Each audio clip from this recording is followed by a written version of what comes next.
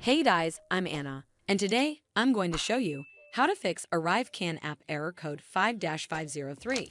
So first of all, you need to make sure you're connected to a strong internet connection. Open up Safari browser on your mobile device and then search for speed test right over here. Here on this page, you need to tap on Run Speed Test. The minimum speed required for ArriveCAN app is usually 2 to 3 Mbps. So if it's anywhere near or above this number, that's fast enough. If your internet speed appears to be unreasonably low, then you may need to contact your internet service provider for help. This should fix the issue, but if it doesn't, then you need to make sure you're running the latest version of the app. Open up App Store on your device, and then tap on this search icon in the bottom right corner.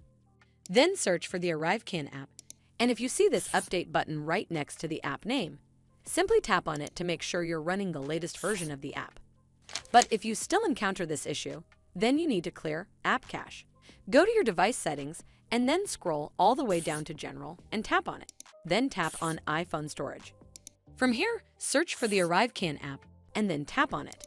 Once you're on this screen, you need to tap on Offload App. Tap again to confirm.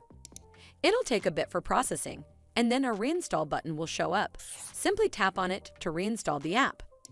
This should fix the issue, but if it doesn't, then you need to completely reinstall the app.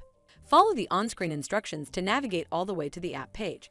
Once you're on this screen, tap on Delete App to uninstall the app from your device. Once uninstalled, you need to open up App Store and then search for the ArriveCAN app right over here in the search bar, and then click on this Get button to install it back on your device.